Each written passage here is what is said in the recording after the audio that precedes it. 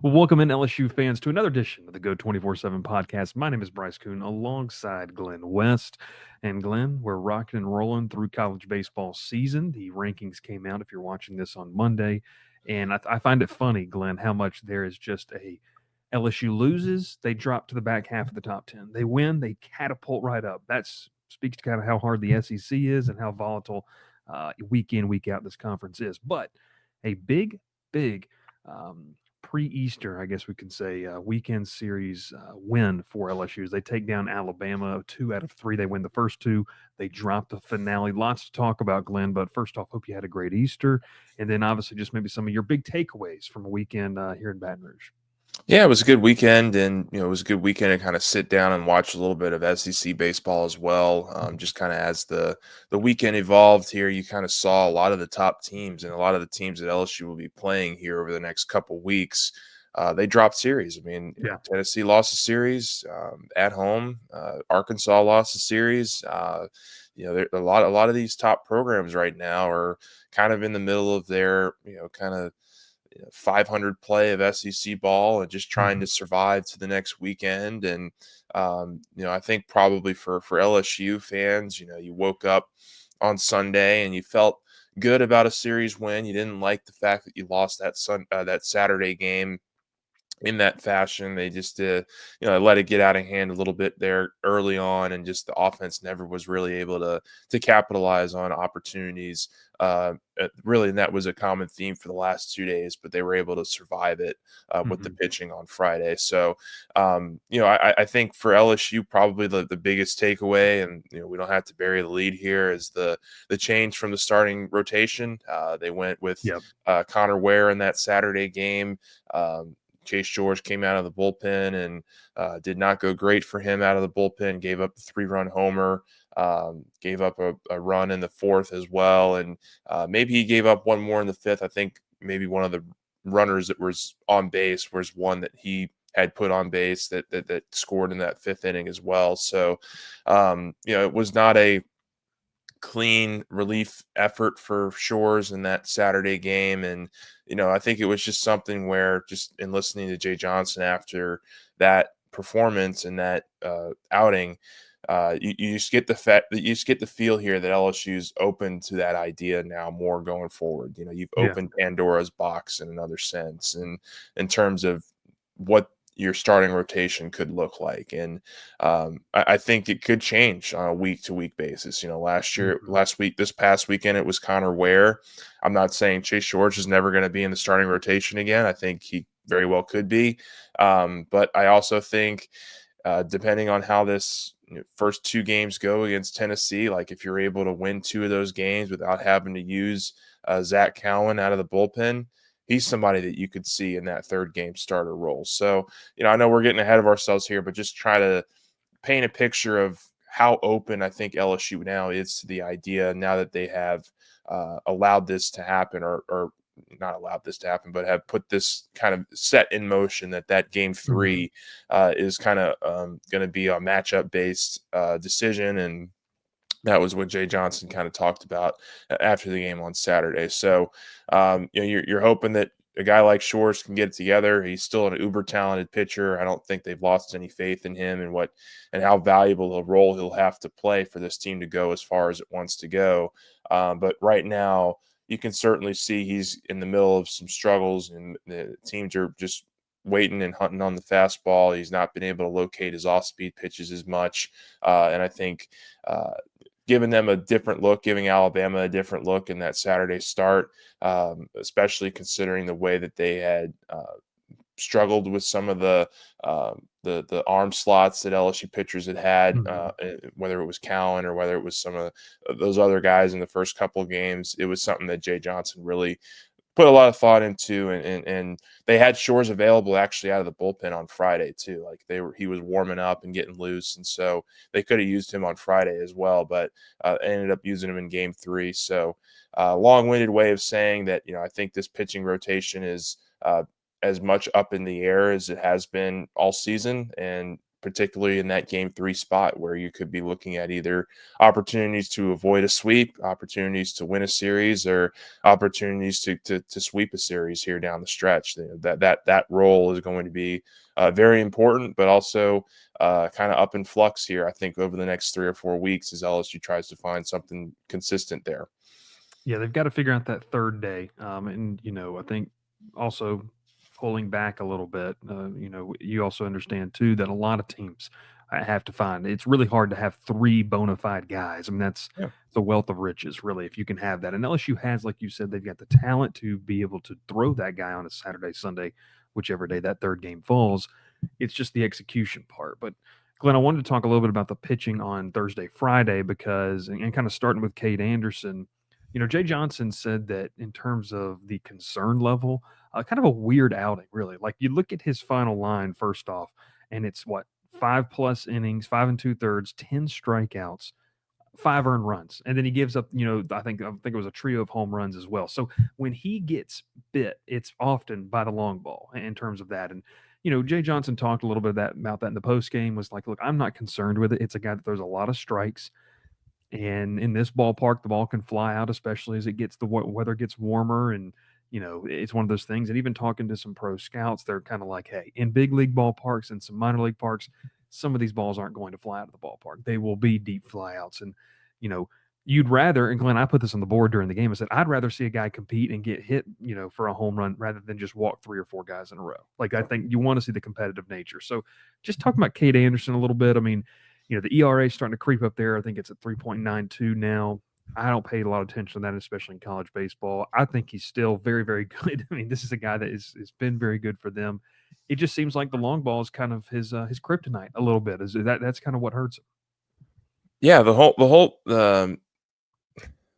run thing is a little bit tricky here because he gave up 4 of them, but outside of that, like, he had a very good Okay. outing. Like, if you look at his numbers and you look at his stats, he had 10 strikeouts, no walks. I mean, he was very efficient outside of those Mhm. pitches.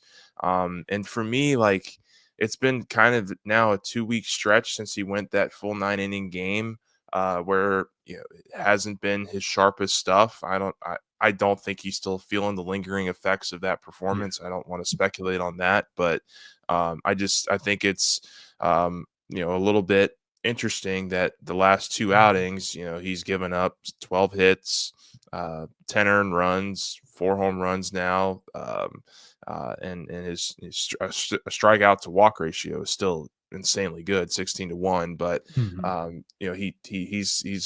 he's been hit a little bit more consistently here over the last couple weeks. And so, I don't know what kind of adjustments are on the way for him. I think he's still, the sharpest starting pitcher LSU has. I think Anthony Einson is going to have something to say about that, though, the way that he's been You're right. playing the last couple weeks.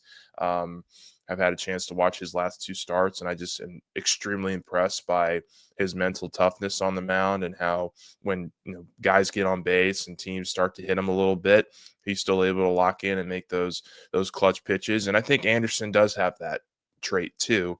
It's just, can you avoid the mistake pitch there where teams are just capitalizing on the 3 or 4 mistakes that he does make throughout an outing, as opposed to not capitalizing on those mistakes. So he's somebody that I think, talking about Anderson, that I think is going to be just fine in the long run. Yeah, I think going back to that, Friday, Saturday, Sunday, where he'll have now a whole extra day to get prepared and get his arm rested a little bit more, get some more treatment on it, whatever that may be.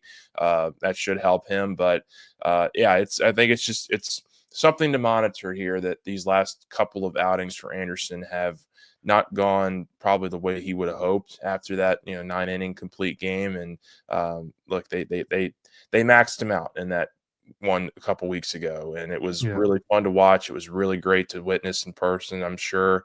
But the last couple weeks, have not been his best, and they need Yeah. him to get corrected here very soon if they want to be competing in the next couple of series against some of the better offensive hitters and some of the more prolific offenses that the SEC has to offer. Not to get kind of into the weeds on this, because obviously, the people who watch this podcast listen to it. They watch the games. They keep up with the game threads. Jacob Myers probably goes maybe unrecognized in that Thursday night game because he got one big out to get him out of a jam, and then kind of was able to turn the ball over to Case and Evans, who goes, strikes out two, faces nine batters. He did walk a guy, but just give up one hit, 2 1/3 scoreless, and just Glenn. I mean, 0.67 ERA continues to be elite, and I think it's really crazy to see a freshman be this good. I just say Yeah. that, like, in Yeah. from a mental standpoint. I mean, he's really, really good and really fun to watch. But yeah, I Yeah, mean, he pitches I well on think Thursday. kind of back up your point there. I think the reason that LSU now has some flexibility with the starting rotation is that the bullpen's been pretty lights out the last couple of weeks. Like those guys, Knock on whether wood. it's Yeah. Evans, whether it's Cowan, but like you mentioned, Rizzi had some good Yeah. moments. Jacob Myers, you mentioned Connor Benj. Some of these guys are starting to put together some more consistent outings for LSU and able to get outs without allowing the big, the big run inning Mhm. there, and that will be tested this weekend for sure because Tennessee comes in with one of the hottest offenses in the country, and they have some really really talented hitters. So this pitching staff will be tested probably like it hasn't been all season long, but this was a good weekend, I think, for the bullpen in particular to kind of back up what they did last weekend when maybe you just weren't sure if that was going to carry over week to week. They were able Yeah. to, I think, put together a couple of really nice relief outings for both for Kate Anderson and then obviously for Anthony Einson as well. Talk about Einson, though. I mean, I know you kind of hinted at it, just what you saw out of him. And man, I was hesitant in the beginning of the year because we didn't know how this stuff would play in SEC play. But Glenn, he seems like a guy who is trending in the right direction as we get closer to crunch time and kind of the home stretch here of the regular season. Yeah, he most definitely is, and I think, like I mentioned here earlier, kind of on the offset, that the thing that really impresses me with him is just how dialed in he can get when guys are on base. Yeah. When he allows a couple hits or he issues a couple walks. We talked to him after the game, and the first thing he kind of out of his mouth was, 5 walks was just unacceptable, and that he needed to be better than that. And but he also had 12 strikeouts. He only allowed 4 hits, and he the bases got loaded up on him twice. I think it was in the first inning and then also the fourth inning where Alabama was able to load the bases and they only came away with 1 run. And I thought that was really, really impressive. He went strikeout, walk, strikeout, I think, to end the first on base, 3 on base threat. And then I think he just went, strikeout, strikeout on the final one. So there was also less than 2 outs is when they loaded the bases. So really impressive performance by him in terms of just not giving up. He actually went 6 innings. I was talking with a couple of guys in the press box, and it was like, all right, well, this guy's at 90 pitches here after 4 innings. How much longer can he theoretically go? And he winds up going out there for 2 more innings. Very kind of Anderson like in terms of Mhm. when you thought he might be leaving that game, and his pitch count got up to 115 by the end of it. So he's certainly a guy that's going to benefit from that extra day's rest now that it's going back to Friday, Saturday, Sunday here against Tennessee. But I'm super impressed by him and just kind of how his game has evolved. His fastball is still kind of in that 93, 94 mile an hour range, but the life on his off-speed pitches is what really Live. gives him an upper edge. I mean, he's got some real dip in those curveballs, the changeup, the slider. When that's rolling, that wasn't like his great pitch on Friday, but I thought the curveball was working really well for him. He was able to manipulate that a little bit, and I thought he was landing everything for strikes too, and that's something that he struggled with, and outside of those 5 walks, he was really pretty dialed in, I think, on most of the hitters. So Mhm. really impressive performance from him on Friday, and really was the catalyst. I mean, him and Cowan, obviously, but really, I thought you know, Ianson was the real winner of that performance, and Jay Johnson kind of echoed those sentiments after the game as well. Yeah, and look, I mean, I think that, like we said, I kind of posed the question to you. He's trending in the right spot, and look, you want to be working towards your best performance, whether it's for Einstein on the mound or if you're a hitter. As we get closer to, the crux of the season, which I always kind of call, obviously a massive series this weekend against Tennessee, but really you get closer to Hoover and then regional, hopefully super regional and Omaha play there as well. So pitching wise, I mean, I feel like we did a good job. Obviously, Cowan, gets the final out on Thursday night, Glen, and then comes in and just that's another guy that I think we're going to look back on the season, however far LSU goes, and you're going to look at Zack Cowan and be like, I don't know where this team would be without him. Like just in terms of that rotation, it would you talked about it earlier. Like it's allowed for so much flexibility and maybe for a little more sleep for Jay Johnson and Nate Yeski at night, not knowing they have a guy, an ace they can go down there to at any point in the game. When LSU gets into the postseason, there's going to be a game where Zack Cowan's going to have to start, and he's going to have Yeah, to go 6 or 7 innings deep. Like I don't know whether that's going to be in Omaha, whether that's going to be in a regional or a super regional where maybe you lose a game. But yeah, he's going to have to be extremely important for LSU in the postseason, and I think what you'll see here over the next couple of weeks is maybe LSU experimenting more with how they can use him as opposed to just purely being a bullpen guy. Like I yeah, think he'll start in one of the next 3 or 4 weeks. Now that they've opened that can of worms, like I think there's going to be an opportunity there for him. If LSU is able to blow out one of these teams in one of the first 2 games to where they don't have to use him, I think he's going to have an opportunity here to start and give LSU some really solid innings. And look, he didn't have his sharpest stuff on Friday. He gave up a couple runs. They hit him a little bit. They hit him pretty hard.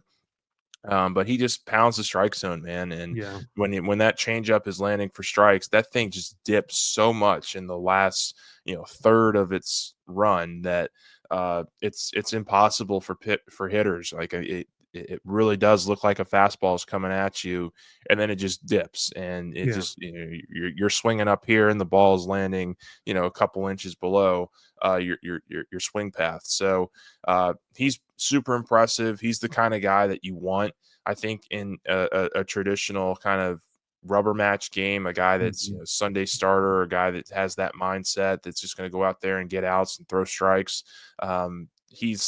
He's extremely valuable. I would call him maybe outside of man, I don't even know. I mean, he might be your most valuable pitcher on the roster, to be quite honest with you. I mean, Yeah.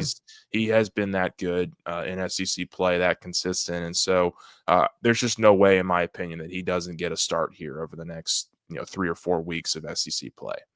Yeah, for baseball fans that follow the major leagues, and Tampa Bay did kind of the Rays really kind of introduced the opener. Do you start him off going 3 innings or maybe 4 and work him up to where?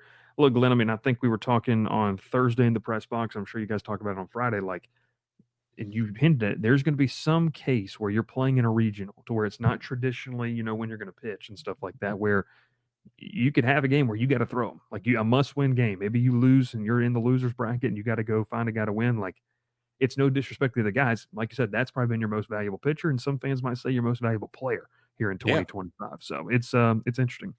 Let's talk a little bit about the offense, just in general, and not really any game specifically. Although I was impressed with what they were able to do in those middle to late innings on Thursday, where they just kind of tacked on against Alabama and really they kind of left no doubt. I mean, they took the lead and they continued to add on to it. Man, Monster Milam's home run, Ashton Larson coming in as a pinch hit to close the gap to 5-4. But you were there Friday night, then obviously Saturday night. LSU couldn't really get I guess the best way, just never really got going there Yeah. offensively. But just maybe where you feel like this offense is heading into a massive weekend and kind of what you took away. Yeah, look, I think offensively LSU has still not been what they were the first 6, 7, 8 weeks of the season. Really, I think the last 3 weeks they've kind of shown signs of just not peaking, but they've kind of plateaued, I think. And you've seen some ebbs and flows here with the offense that need to be corrected and need to get more consistent. I thought that, to your point, the game on Thursday was probably the best that they've looked in a couple of weeks, and then they backed it up, and they just were not able to close the deal on Friday to really put that game away. I mean, they were in control of it for the most part, but they only ended up with 4 runs on 12 hits. That's something that Jay Johnson talked about as being a big no-no in his offensive philosophy. That means you're getting on base Mhm. and you're getting a lot of base runners and you're moving the offense forward. But when the time comes to knock those guys in, the plate discipline or the bat approach has just not been as consistent as maybe he would like, and certainly these hitters would like. So I think there's going to be some more conversations this week about how they go about their business offensively and kind of the best way to get the most out of them. You saw it in the Sunday game where they kind of really tweak things up, or I should say the Saturday game. I keep thinking Saturday, Sunday, the game three performance where they had for the first time, and I can't even remember how long, Curiel wasn't in the leadoff spot. Yeah. You had, I believe it was Daniel Dickinson that was in the leadoff spot. So they're tooling with some different things here. Chris Stanfield, I think, continues to be a huge bright spot for LSU in this lineup. What he's able to contribute in that 9-hole, I think, is pretty invaluable in terms of when you look across the rest of the country and really the SEC. You don't see many 9-hole hitters that are batting 340 with an on base percentage close to 400. He's been really good for LSU in that spot. So I think what they really need is, honestly, they need more out of Jared Jones, and Yeah. Yeah. he's somebody that when he's on can be one of the most dynamic, prolific hitters in the conference, but when he's off, LSU has a tough Noticeable. time scoring runs, and you saw that. I believe he had a pretty solid game in that Thursday game. I might be wrong. Did he have a couple big hits in that Thursday game where they won 11-6? And I think he was pretty consistent there. But the other 2 games, man, like, he just really struggled. He really struggled to get anything going, and he's been striking out a lot. They need to get the strikeouts back down for him, but Mhm. I think he's somebody that, when he's playing at his full potential, this offense will be very hard to stop. And they've had him traditionally in that 2-hole. You saw them also slide down into that 4-hole, that cleanup spot. I believe that was on the Saturday game as well. So they're tinkering with some stuff right now in the Yeah. rotation. And, I've seen some different things from our guys on our board. They don't, there are a couple of them mentioned that, maybe Monster Milam should be moving up or down in the order. They don't really know if that little 5-6 spot is the best for him, because they feel like he might be trying to swing for the fences too much in the middle of the order. I don't know about all that stuff. I just know that they need more out of him too. I mean, he's a guy that's batting around 200 in SEC play, and he was, I think, your leading hitter in SEC play at this time a year ago. I mean, he Yeah. was very consistent for them at the plate. So they need their best hitters to be their best hitters. And Yeah. right now, I think they're relying a lot on the other guys, and those other guys are really good too, because we've talked about it. Throughout the entirety of the season, 1 through 9, this has been a pretty dynamic offense in terms of just the consistency across the board. But in order to get that consistency, you need your best players to be your best players. And Mhm. I don't know that we've had that the last couple weeks for LSU offensively. So that would be kind of my quick rundown, or not so quick rundown, of what the offense was able to do this weekend. They had, a really nice game on Thursday, and then, a couple of average to below average games on Friday, Saturday. So Yeah. they need to be better against Tennessee if they want to win that series. That's all I'll say. Yeah. I mean, to bottle that up, I think you could just say you need your stars to be stars. You Yeah. need That's what you need to be. If you're going to win a championship, you got to have that. Let me ask you this, Glenn, because I go mean, ahead. you've watched him enough, but do you think Jake Brown should be an everyday player? I mean, he is an everyday player, but I mean, like, an everyday starter, a guy that you put in the lineup like a Jared Jones, and you don't take him out no matter what, because that's been Yeah. kind of that's been a thing that I've seen around, kind of social media, and certainly on our board, and different places about why this guy isn't playing all 9 innings of every game, kind of thing. I think, okay, it's kind of twofold for me. I'll say yes.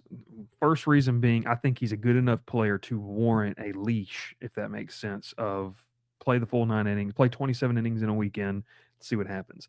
The second part, and Glenn, you know this, I mean, I think fans kind of know this too, and we've joked with Jake about it in the post game press conferences. His personality is kind of an infectious personality. He's a guy that has and you need that in the dugout, but when you have that on the field, and we've seen a couple times when he gets a big hit, when he has a double, a triple, something like that, it kind of every guy does it, but he kind of fires the crowd back up, fires everything back up, and I think you need that little bit of swagger.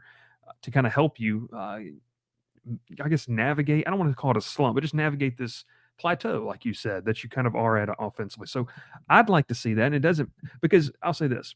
If you're rolling with Curiel and Stanfield in the outfield, you're not taking out Stanfield. He's one of the best hitters in SEC play, if not the best for you right now.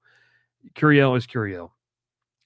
Josh Pearson is well acquainted with the role of being ready at a moment's notice. And so I'm not worried if you're going to start Jake Brown and you want Pearson to come off the bench. I'm not worried about that. I think Pearson understands he just wants to win a title. I think that's all he cares about. And we've talked enough with him where he has that selfless attitude. And so I'm not worried about that, I guess. So, yeah, just throw Jake Brown in there, no leash, and let's just see what happens in terms of, because I think he has the moxie, the makeup, and then obviously the ability to be a guy that can not just become a really good player for you, but live up to that, pre-LSU ranking where he's one of the best players in the country. Yeah, no, I think he should be starting most, if not every game. The one thing I will push back on a little bit, though, for people that want to see him play like the full 9 innings and stuff like that, when LSU's offense has been really good this year, it's been because they're making the right choices with their pinch hitting. And if you look Yeah. across this lineup, I mean, who are you pinch hitting for in different spots? You're not pinch hitting Jared Jones. You're not pinch hitting for the two outfielders that we just talked about in Stanfield and Curiel. Dickinson, I don't think so. Braswell and Tanner Reeves, you could maybe make a case for Milam, pinch hitting one of those yeah. guys. You're not pinch hitting for Milam.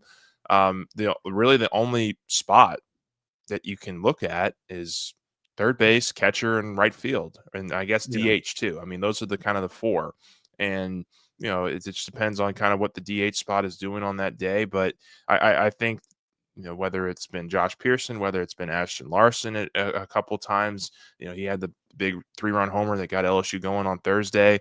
If you're steadfast in keeping Jake Brown in the lineup for 9 innings, that takes away one of those spots. And so you have to be very sure of your convictions that the guy that you're pinch hitting for at the DH spot or at the catcher spot or at third base is going to come through with a big hit for you. And there's some manipulations that you can do. Of course, you can bat John Pearson for the third baseman, but then play the other third baseman defensively for the rest of the game. Yeah, they did that on Thursday. Yeah. So that's it's just interesting because I do think that when LSU's been really good this year, they've been able to utilize that pinch hitting spot in those pinch hitting moments pretty well. So that would be the only thing I would consider if I was, making those kinds of choices and being steadfast and saying, okay, Jake Brown, you're going to go play 9 innings. So that would be my only response. Yeah, because Jay pushed the right buttons on Thursday, right? Pinch hitting, and I mean, did it make a mess of the scorecard a little bit? Yeah, sure, but man, he hit the right buttons, and it kind of led to Ashton Larson hitting that 3-run bomb to close the deficit. Looking ahead real quick to Tennessee, was kind of reading some stuff this morning before we hopped on the podcast about what to expect out of Tennessee. They drop and look, Go Vols 24 or Go Vols, what I think it is, Go Vols 24/7. Talked about this a little bit. Frustrating weekend for the Volunteers. The first time, and I thought this stat was really interesting, it's no Tennessee team in the Tony Vitello era had ever scored 3 combined runs in a 2-game stretch at home at Lindsey Nelson. So, Glenn, they're coming off a frustrating weekend, but you did say this is an offense, much like LSU's, that could wake up at any moment and be the best in the country. So, just some early thoughts, some early things you're looking at. I will say, if LSU can beat Liam Doyle, okay, if they can find a way to do that, I think I love the prospect of the rest of the weekend. Not that it's a make or break game when they play him, but he's really good. You feel better. You feel better about your chances with him. Potentially not. Or if by beating him, you feel better about your chances of winning the series. So exactly, yes, yeah. Look, I mean, they have some really good players. I mean, Colleen is about as good as you can get from a plate perspective, an on base perspective, and just the consistency with which he is able to swing the bat. So I'm really impressed with him. Bargo is their third baseman. I think he is right there tied with Colleen for kind of the lead in batting average in SEC play for those guys. Hunter Ensley is a pretty experienced player at this point. They've got some really good players on the offensive side of the ball, which means it's really going to come down to pitch execution for me for LSU this weekend. Like, Yeah. how dialed in are Cade Anderson, Anthony Einson, and whoever starts that game 3? And really for me, like, I think the ideal scenario here for LSU would be to use Cade Anderson and Anthony Einson in those Friday, Saturday games, use Case and Evans in one of those games in a high leverage situation, and then maybe try to put some trust in your bullpen guys other than Zack Cowan. Like, Yeah. if you have a lead, if you have a 3 or 4 run lead in one of those games late in the game, and Anthony Einson, for example, gets you through 6 innings, can you feel comfortable turning the ball over to, the Shorges of the world, the Benjes, the William Schmitz, the Maverick Rizzies, Cooper Williams, those guys? Can those guys get you through the rest of that game without having to burn Zack Cowan, to where you can then come back in game 3 with Zack Cowan as your starter? Like that, to me, I think would be a really great sign of growth for this pitching staff if they were able to show that they can do that against Tennessee. I don't know if they're going to be able to do that, because I think in a 3 or 4 run game, with, potentially the series on the line, a series win on the line against Tennessee, Jay Johnson's probably going to want to pitch his best guy that's available in the bullpen. So, I think it would have to be a pretty extreme circumstance for LSU not to use both Evans and Cowan in those first couple of games. But if they're able to, then I think that's something that you really try to attack from a pitching perspective this weekend if you're Jay Johnson and this pitching staff. Yeah, I think that if you can attack that and you have success with it, one of the biggest things, and LSU kind of showed this on Thursday, Glenn, with the bats, like, keep your foot on the gas pedal. And Yeah, that was something that I thought was really impressive through the back half of that game. Yeah, they were quiet for 4 or 5 innings. 6th inning, they strike for 3. Case and Evans, and I know you saw, gets the weird strikeout of Justin LeBron that I don't think was a strike, but it was, and then they get right back in the dugout, and then the home run from Milo, and just foot on the gas pedal, hitting is contagious. Look, it's hard to do that against good pitching, and that Tennessee definitely has that. So it's gonna be a fun series. Friday, Saturday, Sunday, the box should be packed. Glenn, I imagine, and you've covered more baseball here than I have, this is going to be Alex Box at its peak this weekend. This is going to be full effect. So make for sure you sure. get your tickets, and standing room only still available. But hang out at the ballpark. Should be a fun weekend here in Baton Rouge. But LSU, Tennessee this upcoming weekend. Tigers get the series win over Alabama, trending in the right direction. And Glenn, also add this too. That series after this in College Station looks a whole lot more interesting now than it did about maybe a month ago. Yeah, That's not a. they're red hot right now. They're red hot. They are They're on playing fire. really So good baseball, and this 3 series stretch was always the one that we talked about at the yep, beginning of the year that was going to be the most difficult to navigate. And I think you're at 12 wins right now. 18, you feel pretty good about hosting a regional. If you get into that 19-20 range, you can get into that. We're hosting a super regional, and we're a top 8 national seed. So they've got a lot of work to do to get there for sure. And I think that's going to be the goal here, is to try to get this team a national seed. They've been right at the top, or in that top 8-9 range for the majority of the season, and it would be pretty disappointing to see them kind of drop into that 15, top 15 yeah. range. But uh, they've got a brutal schedule here over the next 3 weeks. It's going to really tell where they finish. It's going to dictate where they finish in the SEC standings. Yeah, just looking ahead real quick before we close it out. Obviously, played Alabama this weekend, home for 3 against Tennessee, going to College Station to open up the month of May. Then, they just host Arkansas there, Glenn, second last series. And then, obviously, no disrespect, you go to South Carolina, where you hope, Glenn, by the point of South Carolina, you're using that to pad your resume, not to get your resume to where it needs to be to get Right. maybe that top 16, top 8 seed range as well. So, LSU baseball, full effect. Make sure you check us out over at Go 24/7. Join the conversation and hang out with us as we talk a little bit of baseball, recruiting, wrapping up, obviously, spring football. That wrapped up last weekend, and just great content all around. He is Glenn West. My name is Bryce Koon, and we'll catch you next time here on the Go 24/7 podcast.